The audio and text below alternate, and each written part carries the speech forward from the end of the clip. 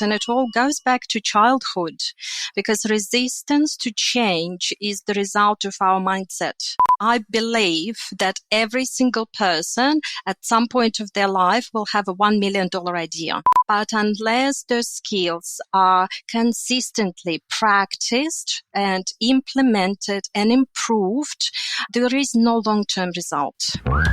Welcome to Add to Cart, Australia's leading e-commerce podcast that express delivers all you need to know in the fast-moving world of online retail. Here's your host, Bushy. Hello and welcome back to Add to Cart, the very last full interview for 2024.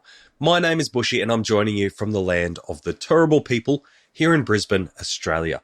Now, like I said, it is the last episode of the year and we have a really special one for you, which by itself might not seem like it is e-commerce specific, but I was fascinated by this one because I think it will have a direct impact on the future leaders and entrepreneurs in our industry in 10 to 15 years' time. Plus, if you are a parent, you will definitely want to tune in to take some tips on how our children are going to learn skills that they will actually use in life. Today, we are in conversation with Elena Chirich, an inspiring leader who is shaping young minds as the owner of the Australian arm of MiniBoss School. With MiniBoss operating in over 20 countries, Elena has taken the reins here in Australia to equip the next generation with entrepreneurial skills and creative problem-solving techniques that aren't taught in the traditional curriculum. From leading high-stakes transition projects at companies like Virgin, KPMG and Deloitte, Elena has pivoted her career to guide kids as young as 8 to think, act and dream like entrepreneurs. Whether it's learning how to launch a business, tackle fear of failure, or prepare for a future where AI and creativity meet, Elena is all in on equipping these future leaders with the tools that they need to thrive. You'll hear today Elena's passion for creativity and how it is taught, her vision for fostering a fearless mindset in kids, and how she's turning real-world mentorships with e-commerce legends like Simon Beard, founder of Culture Kings, into transformative experiences for her students. I think this episode is a must listen for anyone who wants to future-proof their thinking. I know it's targeted towards kids, but I got so many great tips on how to help unleash my own creativity and think bigger than what I might do in the day-to-day. And great chance to rewire our own brains on how we've been taught to think. And again, if you've got kids, this is a great one to think about what they're being taught in school and what other skills they might need for their future. As I mentioned at the start, this is our last full-length episode before we take a break for 2024, but keep an eye out over the next few weeks. We're going to have a few special episodes coming up, including a countdown of the most downloaded podcasts from this year, as well as my selection of the best conversations from the year. And of course, if you're missing us all too much over the holidays, come and join the Add to Cart learning community campus for free. Head on over to addtocart.com.au/campus. You'll see a whole bunch of inspirational articles, meet some great people, get involved in some e-commerce conversations. We'd love to see you there. Now, I know I'm pushing the love in how long this intro is, but I want to say a few quick thank yous for making this year so amazing on Add to Cart. Firstly, I want to thank our partners, but especially our gold and silver partners, Shopify, Deliver in Person, Convert Digital, Amasis, Farsight, Impact.com, and TikTok.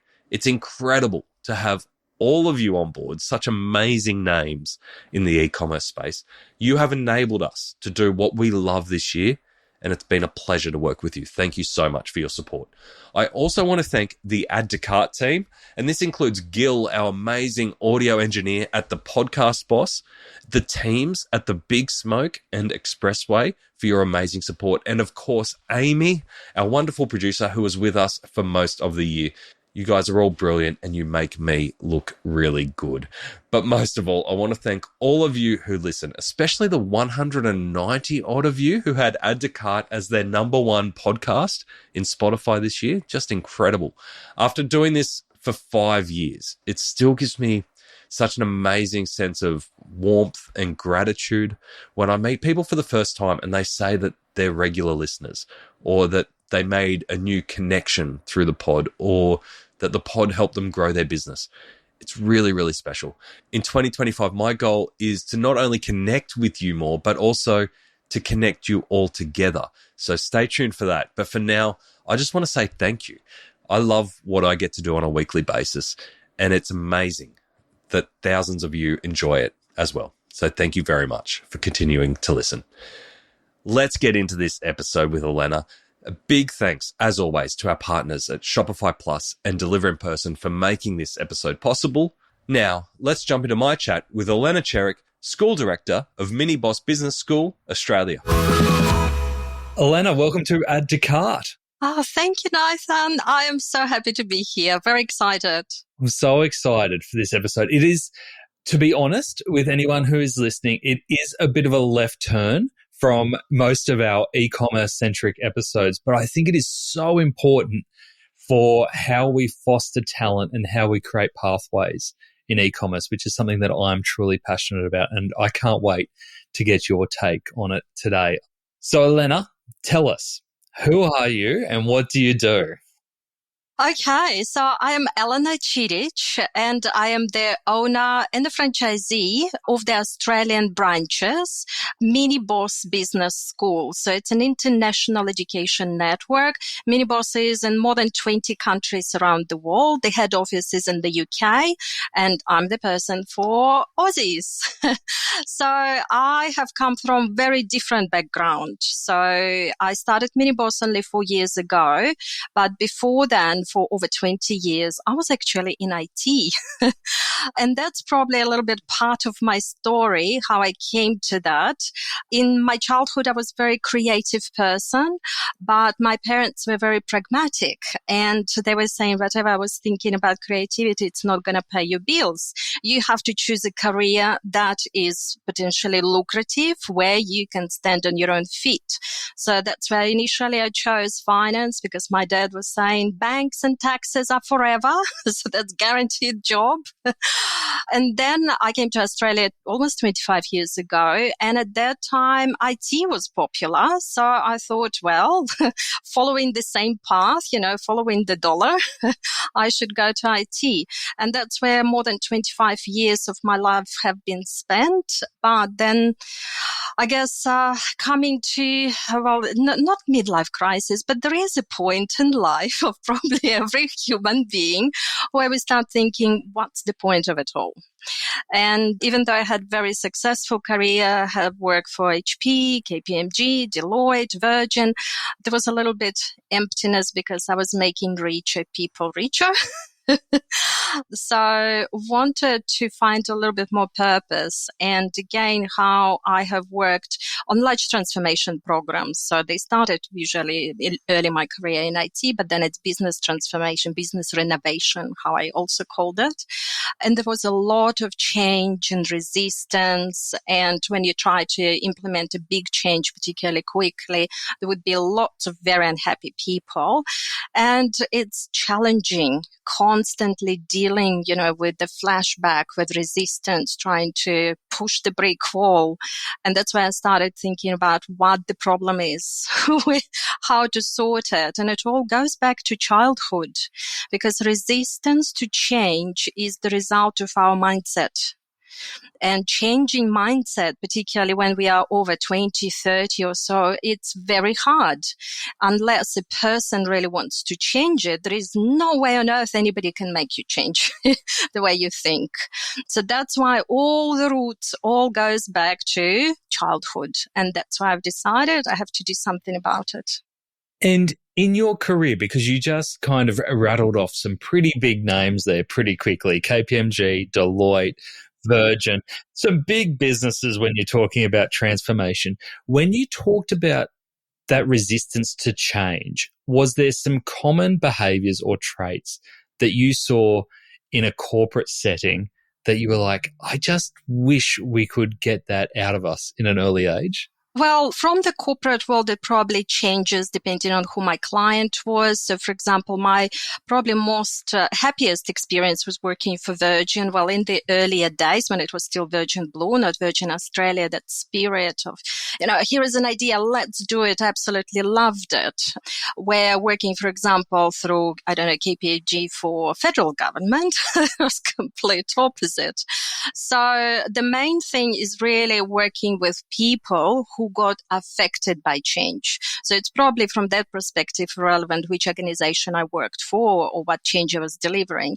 It was when, the masses of the organization had to relearn how they do things, start new processes, learn new systems, organizational structure change, their position description, responsibility, all that fear. And that's where that resistance of unknown and fear of loss, basically, that risk averseness in general, that is probably the number one reason why most people are unhappy in their lives. Because unfortunately, when they get to a certain position, when there is something to lose, we are afraid to lose it. And at that point, to be honest, it doesn't really matter how good it is. But even when we can lose, even if it's not that good, but we can lose it, makes us very, very fearful and resistant. And again, that is a mindset. I can imagine that we have a lot of listeners right now nodding along in their car or on their run or wherever they are, because especially in e-commerce, we have so many professionals who are so good at their job in e-commerce, like you said, making other people a lot of money.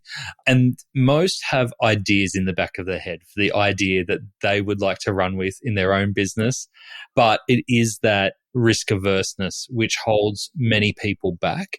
And we see, and we've had great interviews with people who have had to face that point in their lives where they do take that risk, where they kind of go all in on something. And that seems to be the hardest hurdle for most in e-commerce as founders to get over.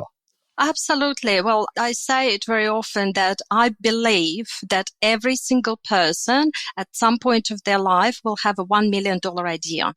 But only very, very few % of people would have the courage to do something about it.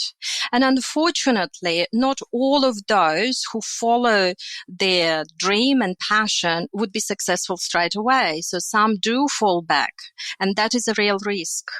So that's probably the main reason, the main value of my program. It's when kids start making those mistakes early and they fall back early. Well, there isn't much to risk for them at that stage, but they learn that it's okay if something doesn't work out, that life actually does not end, even if you lose money. So that's probably the important hurdle to overcome in early childhood, so that later in life, those risks will not be perceived as big, as high, as dangerous. Oh, I love that. I love that. And I suppose the other side of that too is making sure you pick the right $1 million idea, not the $1 idea. Yes, absolutely. Market testing, super important. So take me back to that time. So you call it a midlife crisis. Let's call it a midlife leveling up. What was the moment where you said, all right, I'm going to go all in. I've heard about MiniBoss School. Tell me, how did that come about from your career in corporate and all the amazing transformation roles that you've had to the moment that you decided, yes, I'm going to go all in on MiniBoss School? Well, very often a big change in life calls for the reevaluation of it. And I became a mother. And as a natural consideration, what do I do? Do I want to go back to the corporate world? Well, it's not 9 to 5. You know, I've been at the director position, so it's probably like 80 hours per week. It doesn't matter where you are, office or home.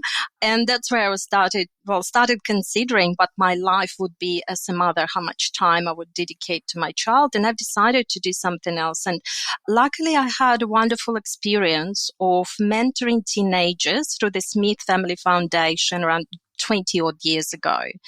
And the couple of last experiences, so it was kind of one-on-one mentoring over a year. And it was so rewarding. I can't even explain how amazing it was. I always tell that I probably got out from that experience more than those kids, even though they were very grateful and I saw progress. It was rewarding, but I got out of it more. And that's why I started thinking I want to do something for kids to prepare them for the real world, for life. Because during that experience, mentoring kids, I've realized how limited we are to the experiences of our parents and to our immediate network as kids. We don't have another view, another perspective. It's just our parents and their friends. These are the people who mold us, mold the whole future for us. So that's why it's what Smith Family Foundation is doing. There are other programs. It's absolutely incredible and so valuable. It's like a window of opportunities opening in kids' lives, giving them another view of possible futures. And that's what I wanted to do. And I initially tried to think about my own program, but I reconnected with my old friend. So we actually studied, we did finance and our PhDs in the 90s together, but then went different paths. So I contacted her because I knew that she has this MiniBoss school. And that's the time when she told me all about it. And I absolutely fell in love. It's amazing curriculum, amazing program. I'm all in. That's when I've decided that's it. No more consideration. This is what I want to do. This is how I want to make my mark. Amazing. And so this is a global program, and you've taken on the Australian. Did they come to you saying, hey, we really need to expand into Australia? Or did you seek them out and say, I want to bring this here?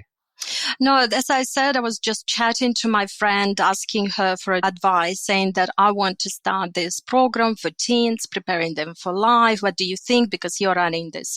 And I didn't know really much about MiniBoss. I just knew that there is a MiniBoss teaching kids something, business, obviously, because it's called Business School. And that's why she suggested Olga, one of the co-founders, so her and her husband, it's a family business. She's sent me some information, explained how it works, and it was me. I just grabbed on this opportunity with both hands because what I've learned about this program, there is nothing like that. Amazing. So let's talk about the program, because I was fascinated when I heard about it and I did a little bit of digging to understand how it works. And it's such a cool structure. Can you share with our listeners, kind of set the scene of the kind of children that are involved in the program and then the steps that you take them through in this business school? Yes, of course. So the easiest way, I love using analogies. So the analogy I use for that, it's like an Olympic program in business. As Add to Cart listeners are high-performance athletes, you would be very aware that gains only come when you eat well, exercise regularly, and get good rest. You can't just do one. I mean, it's obvious for us. So when it comes to your tech stack, why should it be any different? This is what the LSKD team thought as they continued their omni-channel growth and international expansion. Offering online in the US? Shopify Plus. Open retail stores rapidly? Use Shopify Plus. Make a scene with pop-up experiences? Shopify Plus. There are no weak links here, and the gains speak for themselves.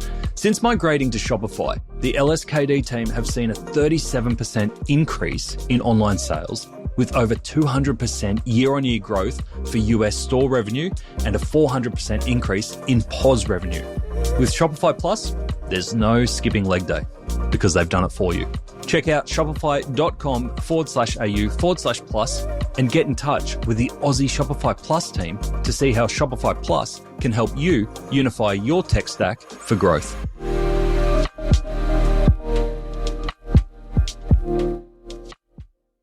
So that's very important to set those expectations, because I have parents who inquire, I want my kids to learn financial literacy, or they have this idea they just need some help to launch a business. That's not us. What we do, if you're serious, if you want your child to be, successful no matter what they do financially, have that drive, motivation, be a business owner, entrepreneur, this is for them. And because of that, it's not just school holidays, not 1 year program. It's 8 8-year program. And the idea, again, that's how our brain learns and develops. So, if we learn a language, and I've experienced that, going to another country, immersive environment, you can spend even 3 months there and you significantly improve your language skills, but you still probably can't write poetry. You still probably can't understand certain nuances. You will never be even heard as a native. And more importantly, when you come back and you stop practicing, all of those skills deteriorate. So I used to speak in German and Italian, Japanese. I speak none of those because I haven't practiced. It's the same with business. So even though parents, and it's fantastic, there are lots of wonderful initiatives. I encourage everyone who is even mildly interested for kids in business, go and explore all of them because it gives really boost. It creates motivation. But unless those skills are consistently practiced and implemented and improved, there is no long-term result. So that's why the program has those 8 courses. So talk me through some of the different ages or milestones. So if you've got the younger kids going through business school, what are some of the skills that you're teaching them about business at the younger age versus when they've gone through that 8-year journey to be at the end of it? What are some of the skills you're teaching at that upper end? So that is already when a person comes to a profession, you teach them basics and you give them practice. And that is the 8-year MiniBoss. There is also actually a big boss. So that's the next stage. I don't have the licenses in Australia yet, or I haven't thought about it yet, because for me, children is the most important. So then it's more of becoming more professional. It's fine tuning. It's, first you go get a medical degree and then you decide if you want to be neurosurgeon or pediatrician or whatever it is, cardiologist. So that's kind of the further finessing and specialization. Where MiniBoss is getting that generic, well-rounded. There is a unique IP as well that MiniBoss developed. It's called 8Q, so 8 intelligences. IQ, intellectual quotient, is, what we consider as the way to measure people's intelligence. There is emotional quotient, relatively popular. While in MiniBoss, we say to be successful, you need another 6 intelligences. And like to be teacher, to be manager, to be entrepreneur, that risk averseness. From the physical intellect, very important, because we are in our body. If we don't sleep, if you don't exercise, our brain by itself can't function. So it's like a complex system, holistic approach. So that's where over 8 years, we are just building, layering a cake, layer by layer by layer, so that all of those skills and, most importantly, practical activities, because apart from the curriculum that kids go through and they learn on weekend, again, very different to regular school, we have business incubator. So we help kids come up with business ideas they're really passionate about, and then we coach them. We have our own Shark Tank. We have mentors, master classes, championships. So the next championship just in 4 weeks away, preparing. That's when kids are launching. So right now, this month, kids are launching their businesses. And they learn from the practical experiences what it is to start and run a business. It doesn't matter how many books you can read about startups or leadership or any of that. You actually have to do that to really get it. And that's where the greatest value comes. I love that you incorporate real world mentors into your program. I saw that you've had Simon Beard as one of your judges on one of your Shark Tank activities, which all of us in the world of e-commerce will know. Tell us about some of the mentors that you've had join to help upskill your students, because that must be mind blown for some of the kids coming through to have access to real world successful entrepreneurs like that. Absolutely. And I can't tell you how grateful I am to every single business owner, entrepreneur who becomes a part of the journey, especially for kids. Parents have also praised the kind of people their kids get exposed to. That's probably even a greater value than the program. So yes, Simon was an amazing judge. So that was a startup championship last year or the year before. And he joked that kids are there to eat his lunch. And he needs to pick up his game. So yeah, kids are very talented. Probably one mentor I keep coming back to on a regular annually. So that was former CEO of Nude by Nature, Mark Thompson. So he's been supporting MiniBoss for a number of years in various capacities. As a mentor, so he was working with one student who wanted to launch her skincare products for teenagers. And that's where the mentoring there was about, product development. And the lesson that he shared with her, and then I was repeating with a number of other students, is hero product. Because very often when we want to launch a product, we want to launch multiple versions straight away and this and that. And the Nude by Nature's journey and their success is based on pick one, the most popular, the most basic as well, so that's your staple, that's your landmark, and focus on that. And then you can explore the market and grow the potential. So, but that is related to product launch. We have businesses, absolutely incredible, different businesses. So the last one that comes into my mind, one of my students loves, I think, FPV drones. So it's not the regular drones, but they are for the 3D glasses. I think the term is FPV. The mentor we found is the founder of the leading Australian drone company. So in Sydney, they are organizing the drone show for the New Year's Eve. So that is the leader who is mentoring my student. And there again, the value of mentorship, because what we can prepare our kids with is how to put a business plan together, develop marketing strategies, launch all of that. We don't have the industry expertise. So for example, with Iggy, who is preparing these services, it's educating kids on how to operate essentially drones. What expertise he got was to investigate video filming, because how you sell your services is by showing amazing footages. So that's, for example, I would have never thought about it, but that's where the industry expertise comes in play, that those skills have to be complementary. You can't really have a successful drone business if you don't have amazing videos.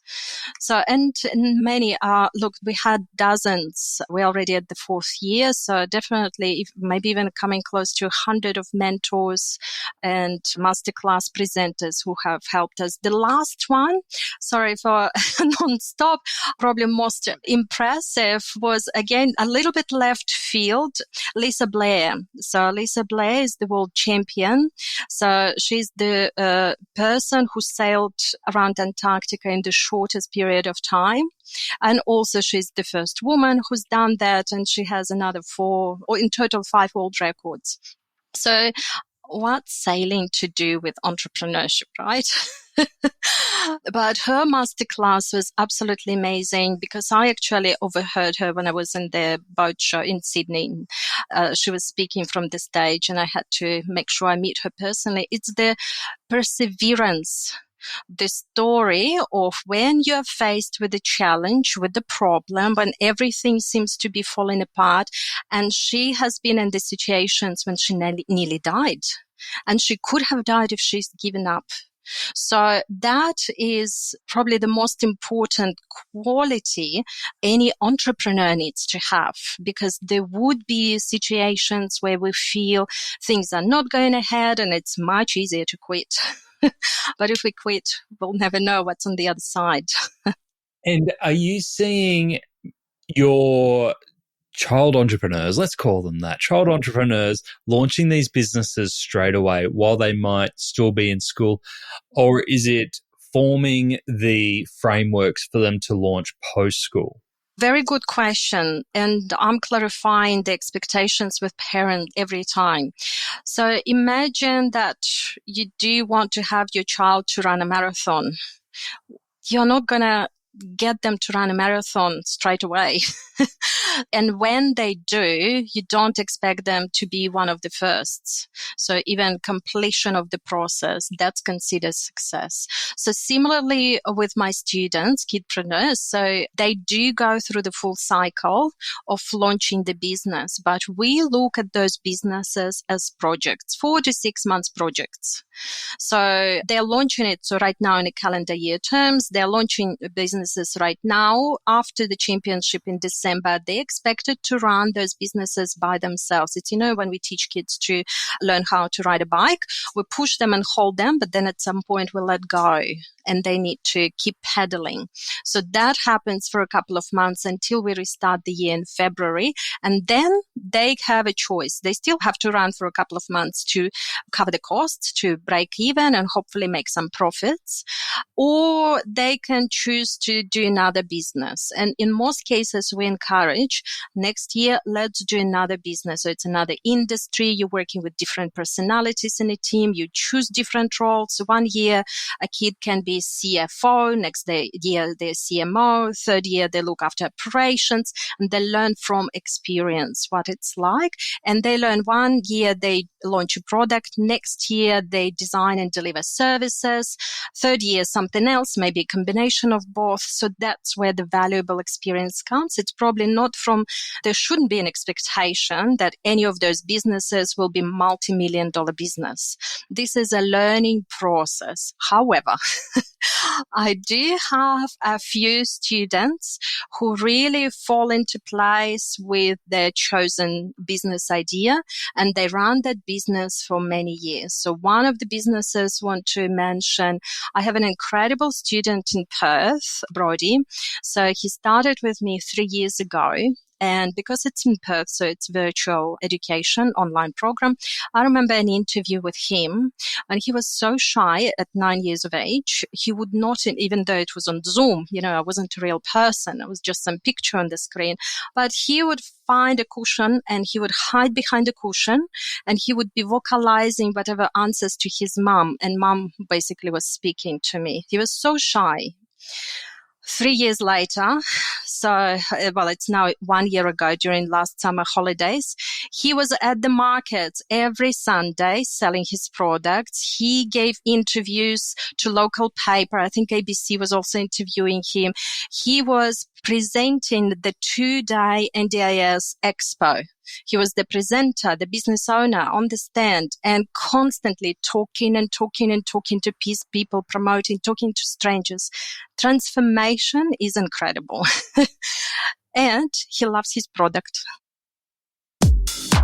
How was your last e-commerce delivery experience? Did your order arrive on time and undamaged? Or did it fail to fulfill expectations? If you are a high-value brand, just think about the low-value experiences in the last mile affecting your reputation. Delivered in full on time, or DIFOT if you're in a hurry, is a metric that matters for retailers and customers. Why? Because it shows whether deliveries are happening reliably and on time. Many Aussie retailers are settling for 70 to 80% DIFOT scores and dealing with a lot of unhappy customers.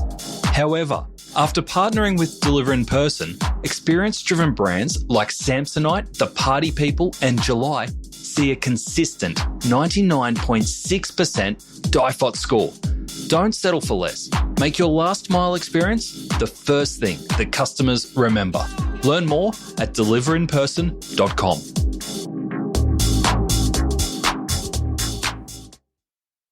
And sorry, what was his product? So their brand is called Ultra Zips, and it is inclusive swimwear.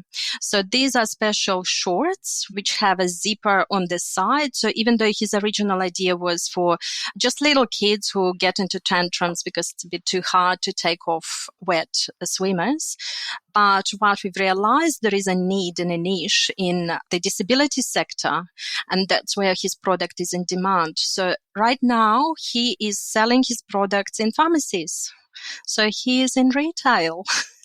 But it took him 3 years, gradual steps.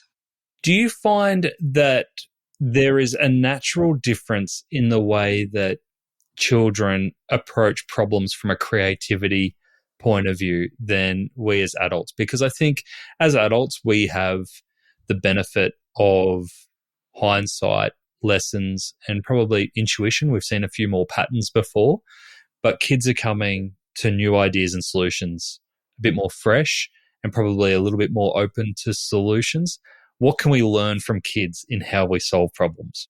Creativity in kids, and I particularly find it up to the age of 12. So primary school, I can tell when I interview a kid, even if not knowing the age, even if with blindfold, not even seeing them, I can tell if they're high school or primary school. Something happens to their creativity, and I know what I can explain how. But when kids are still young, they have no fear. So their creativity, and that's where I will jump ahead a little bit and I will mention Sir Ken Robinson's TED Talk on Do School Skill Creativity. And he very well explains why it is so. And I highly recommend every parent to listen to this TED Talk. There was a study, I think it was facilitated for NASA. Every 5 years, so at the age of 5, every kid, when you test them for divergent thinking, so that's basically creativity, ability to come up with new solutions, they rank at the genius level at the age of 5. Every 5 years after that, their creativity halves. So that's why they've done that longitude test. So at the age of 10, kids are half as creative at the age of 5. At the age of 15, they are half as creative as at the age of 10, and so on. And there is a reason for that. So unfortunately, that's life. And partially it is how our brain develops.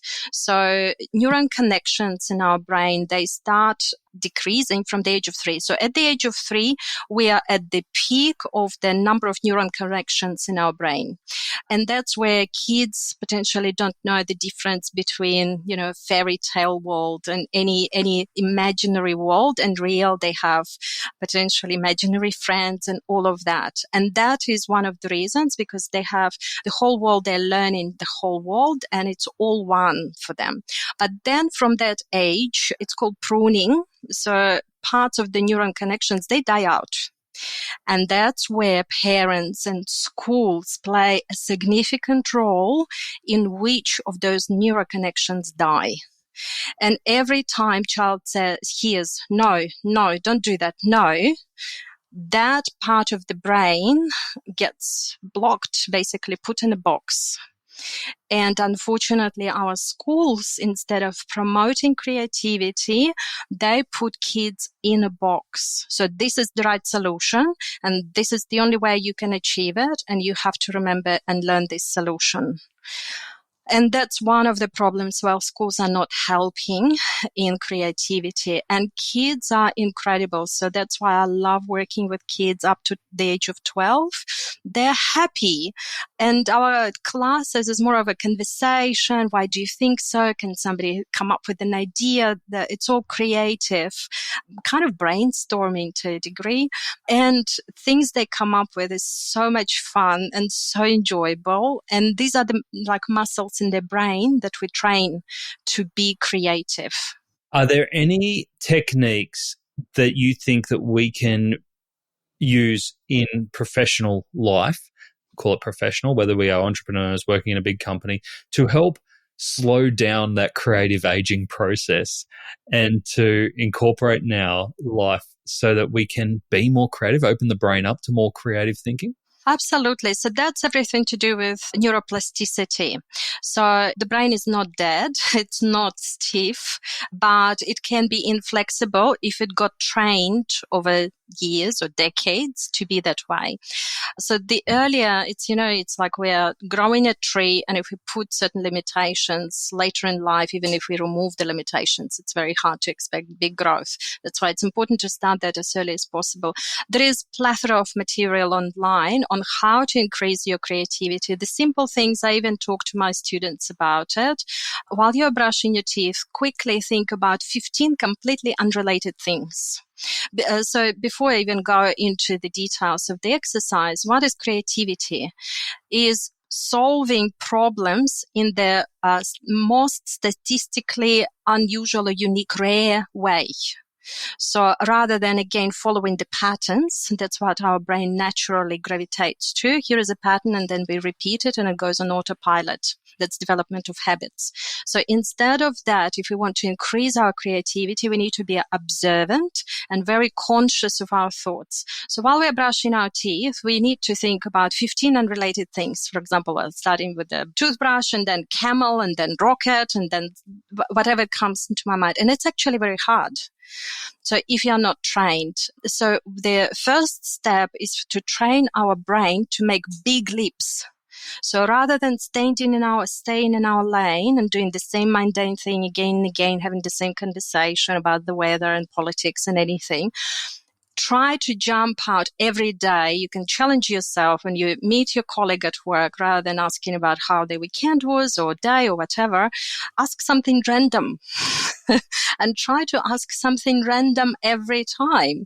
First of all, you will get to know the person a lot, but you will also train your brain to start creating new patterns. That's creativity. What's your favorite random question? So with kids, for example, it's very easy. We always start talking about how you're feeling, and there is a variation of how you're feeling.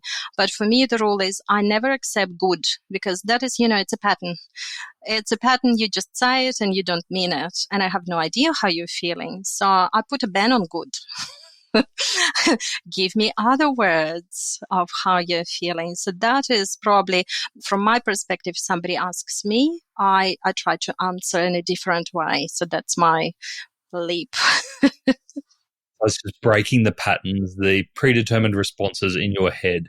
Absolutely. And from professional perspective, so I actually enjoyed that. So while working in IT, I was implementing ERPs, and I had experiences more than 20 industries. And that's the part that I loved, because you come to manufacturing industry, you come to service industry, the system is the same, but how you adapt it is different. So I loved learning about different industries and whatever, again, recognition of patterns. Something worked in this industry, let's try it here.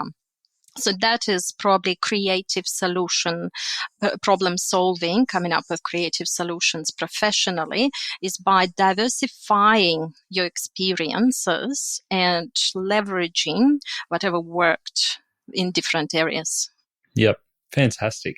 You mentioned there around not letting your kids come back to you with good, and talked about the impact of no responses if kids want to try things that are outside of the straight and narrow. Obviously, you've got a really important role here as a teacher and a leader at MiniBoss School, but you mentioned also that you're a parent. What are you conscious of in your parenting style that you think might differentiate you to other parents to really open up your kids' minds and opportunities? Well, I don't think that, from the moon or somewhere, like the kind of different parent. I just observed and brought, again, similarly from my IT experience, whatever I've observed, what works, and learned from books and observations. That's what I bring. And actually, as a part of MiniBoss, I also coach parents on how to support their kids, how to communicate with their kids, how to give them an opportunity to either to be creative or responsible or hear. So my rule number one, and I became a mother at the later part of my life, because to me it's very conscious effort. I believe you have to put quite a lot of effort and do it with purpose to be a good parent. I don't believe that it comes naturally. Well, it comes naturally to be nurturing, but not bringing up in terms of their education. So my number one rule, conscious, is I would never say no to my daughter unless it puts her in danger. So unless it's health risk or whatever, some potential physical or whatever risk, I would not say no. And it can be with damage to the material property. That's okay, but that's how she will learn the lesson, the earlier, and that's where the important thing is that particularly as a mother of one, I can relate to other parents in the similar situation. We try to cotton wool and protect our kids from the, mean, big wild world. But the problem is that if we protect them, if we don't expose them to real life situations, and again, I'm not talking about dangerous situation, but real life, they will become less adept and they will be less successful, essentially. So whether it's relationships, whether it's money, whether it's responsibility, household responsibility. So my daughter from the age of 4 and 5, she earns her pocket money by doing chores. And that is a little incentive so that I don't have to buy all that, plastic crap in the supermarket where kids are exposed to. So that I tell her, well, you've got your money, you buy what you want. So if you want to buy, you got to do some more work, but also responsibility. So we share. It's not just because I'm a grown up, I have to do all the cleaning and all the things, all the chores are mine. Even though you're little, well, you can do what you can to step up, but we share. We're a team. And these are very important things to teach kids from very early ages, because unfortunately, kind of traditional relationship between parents and kids, parents are superior. They also have more responsibilities, but in some ways superior. And for kids, if it goes on into their teenager age, that's where lots of parents have clashes with their teens, because there would be this separation, kind of almost hierarchical separation between parents and kids. So we have to start on the same step. Obviously, we parents are responsible. We have to lead. But kids have to feel that they're respected, that they're listened to, and they are a part of the team. I was going to comment earlier when you were talking about some of the skills and the life skills that you're teaching kids around management and problem solving. I'm like, I'd almost be worried that if I sent my kids to MiniBoss School, they'd start managing me. They'd start out strategizing me. Absolutely. And we had this case. So parents of one of the younger kids, so that's where, again, example, when they start really young, the results are much quicker and more obvious. So at his 9 years of age, he was already, after 2 years at MiniBoss, he started teaching his dad how to run his business and what to do with marketing. And this example I've mentioned with Brody, the UltraZip founder. So he's already doing the same with his parents. So his mom runs her own business and he's already telling her, you need to do this in marketing. And she said that sometimes, well, I don't get around it. So he gets impatient and just steps in and does it.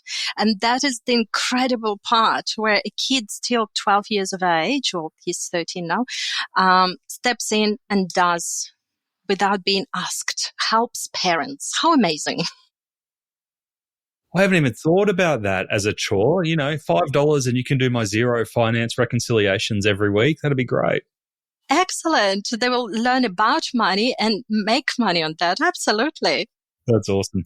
One of the questions that I wanted to ask you was around the changing nature of how we learn, especially with new technology such as AI. It's something that we've started adopting in our house around, especially with the new GPT, where it's voice activated and voice responsive. I used it with my daughter, Grace, the other night, in that she was asking to explain synonyms and I had no idea. I could not remember.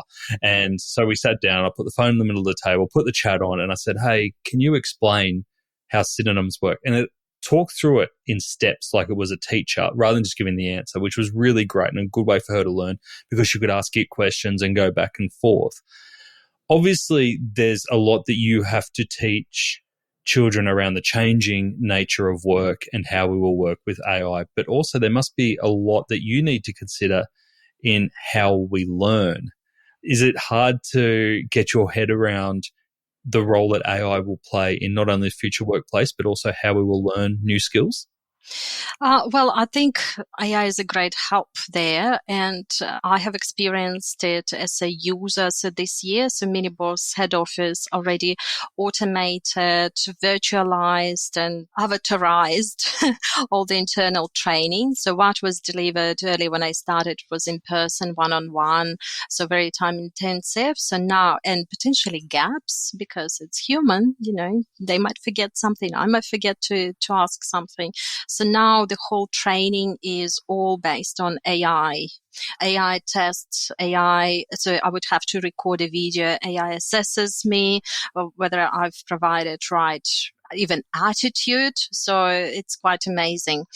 For kids, though, I've used this function as a Google before there was a Chat GPT voice activated. So my daughter could ask Google on my phone the question even before she could read and write. So she would ask something, and similar. Sometimes I can't think quickly because with kids, speed, it's same as going to the market. Speed is very critical. If you don't give them the answer straight away, 5 minutes later, they're not interested. And you've missed an opportunity to teach them about something. So that's why I started using voice-activated Google search. And she learned to ask a question and she would get an answer. And that's obviously short and succinct. So that is quite important. Generally, AI, because kids, again, are very technology natives. So it's probably for my generation. And when I worked on projects, we had to write very comprehensive, exhaustive manuals. Click on this button, then you do that, then you open new window. So that was right now. Kids these days, they don't need these instructions. You just give them, they tell them about an app, they will download it, they will learn it, they will figure out how to use it, and they will provide you feedback and will tell you what's wrong with it. So they are very quick in learning with the help of technology, and AI is fantastic because it provides the answers. Obviously, there is lots, particularly recently in the media, it becomes more and more topical to discuss the boundaries. So because it's AI, it can lead down the path which shouldn't be. Any normal person wouldn't do that unless they are malicious, and then there are criminal consequences. So there is still a lot of guardrails that need to be put there. But generally, again, it's like everything, nuclear bomb. It was invented. There were some great things. There were some not great things, but we didn't resist just because there is a risk. We're not going to use it. So there is always approach when something new happens, and like AI with such great potential, there are two ways. You either deny and afraid and stand aside, or you embrace and take advantage of the positives. And with kids, we work on let's embrace it. So everything new, let's learn about it. So we teach kids how to use AI to generate their logos, how to generate their brand board. Brand guidelines? Yeah, brand board, yep. We also encourage them to use ChatGPT to generate social media posts, like a set or a series of posts with images and emojis. So let's leverage existing technology to make it easier and better rather than trying to reinvent the wheel. Of course, again, with social media, it's a very difficult topic, because kids underage can't use it. But we work with parents. So parents create a business account for kids, and we teach how to manage that business account, because you can't sell without social media platform these days. It's a necessary skill. That's going to be interesting, isn't it? If you've got young entrepreneurs who want to start businesses that are under 16 and some new legislation comes in. Yeah, so that's where, again, it's under parents' profile. So there is potentially going to be more onus on parents. And at the same time, I'm now trying to think how we can automate it potentially, because there are various apps and tools so that kids would still do that in terms of they would create the social media campaign, so to speak, developing texts, and then we'll just use some tools to upload it. But yeah, with that topic in particular, I'm a bit frustrated with the approach. Just banning is not going to solve the problem. Just banning will create more people who will break the rules. There are better ways to deal with it, like Benny. So my approach on this, you know how kids, when they learn how to drive, when they're L-platers, they have to have somebody with them in the car. We need to have a similar system so that kids learn how to use social media with their parents overseeing control. So, for example, I would want to catch every message if my daughter decides to text with someone. I would be, kind of policing, but from the perspective that if something inappropriate comes from her side, I need to have a conversation. This is not appropriate to say because X, Y, Z. And if something comes to her, I can stop it and address it the other way. So it's learning. We can't just, first of all, it's just delaying the time bomb. So it's just moving from 13 like to 16. Approach. That's right. It's not going to eliminate the issues that the government is aware, and there are a few tragic incidents that happen. It's not going to eliminate those incidents. It's just going to delay it. We still have to teach kids how to be responsible on social media and how to not react to negativity that comes from it. That's unavoidable. We have to teach. Some big issues here that I wasn't expecting to get into, but I can see that you are at the forefront of it because exactly, I've heard Simon talk to this before, Simon Beard, when we were talking about him, he's legitimate when he's saying that his competition is in schools who are playing around with AI tools because it's just natural for them. You know what I mean? They're on the edge of all this stuff. They're curious. They're playing. That's where his competition's going to come from. And you are right in the middle of all of that, which I think is just a fascinating space. And you're going to leave a huge impact on the direction that these children take in these careers. And what I love is that at the start, we talked about how you started this because you felt that we shouldn't just be forced into guaranteed careers. And it's almost come full circle now because no career with today's technology is guaranteed anymore. So you're really teaching life skills. Absolutely. And that's where that readiness for whatever unpredictable situations might happen.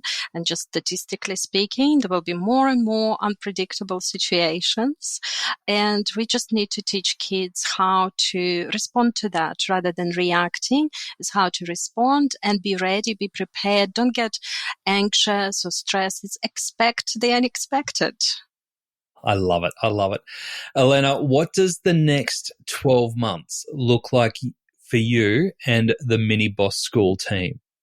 So it is about growth. So earlier this year, I've opened 2 new branches. We are in Brisbane, Sydney and Melbourne. So Sydney and Melbourne, it's the first year since I've opened those branches. So I need to keep growing there to spread awareness, attract right people, have more students, kids the opportunity to start more businesses.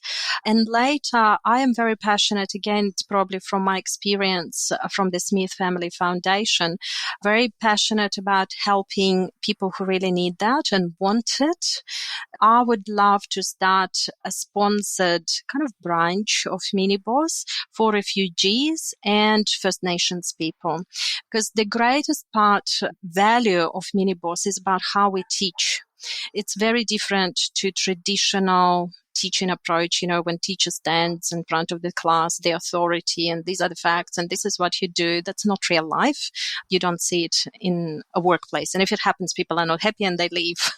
So that's not normal. That's not real life.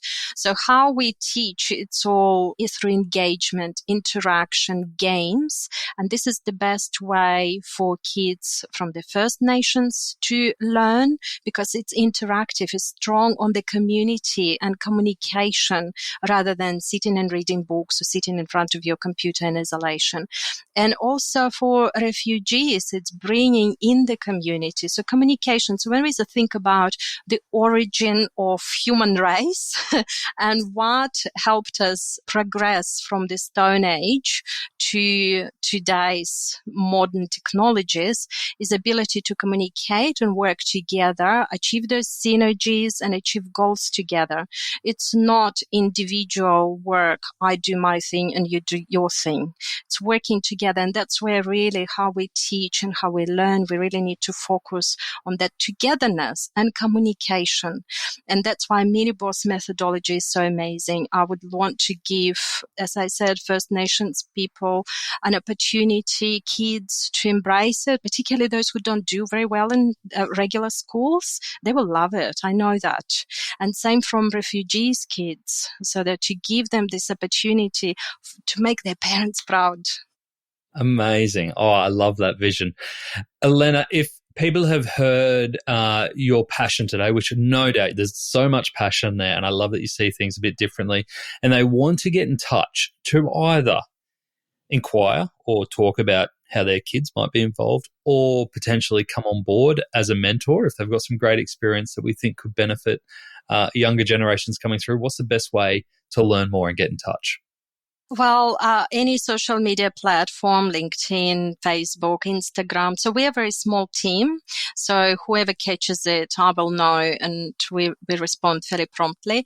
So either through social media or just Google MiniBoss Business School or Google me, Elena Chirich. It doesn't matter. So there is a 1-300 number website. So whereas the will, there is a way. All roads are open. Elena, thank you so much for joining me on Add to Cart. I really, really enjoyed that conversation. Like I said, it's a bit of a left-hand turn from where we normally go in e-commerce, but so relevant for how we foster creative thinking in ourselves and our teams, and also help new talent emerge in our industry. So thank you. There you go. I told you that it's not directly e-commerce related, but if you're like me, I got so much out of that I was like, am I thinking about things right? Am I really challenging myself? Am I stuck in old patterns? And I think Elena, what she's doing there is really inspiring, not just for kids, but for anyone who's challenging what they've been taught and how they're attacking problems, especially if you've been doing this for a long time. So I'm in awe of the work that Elena is doing. But here are the 3 things that really stuck with me. Number 1, foster creativity early. Elena stressed how creativity is like a muscle. It needs to be developed and maintained. It's a fascinating insight on how children's creativity peaks at age 5 and then halves every 5 years unless it's nurtured. Pretty scary when you think of it like that, right? That's why MiniBoss students as young as 8 work on brainstorming innovative business ideas, often coming up with solutions that adults wouldn't dream of. I know those of you with kids are probably seeing this all the time, thinking, how did your brain even go there? For us in business, it's a reminder to shake up our routines. So if you think about flexing that muscle, if we are not constantly flexing, if we are stuck in routines and ways of doing things, then we are not going to be flexing that creativity muscle, and it's going to go backwards. So we need to start brainstorming with a no bad ideas approach to look at solutions with fresh eyes, or collaborate with people outside of your usual circles and your usual business to break those mental patterns. Number 2, build resilience through experience.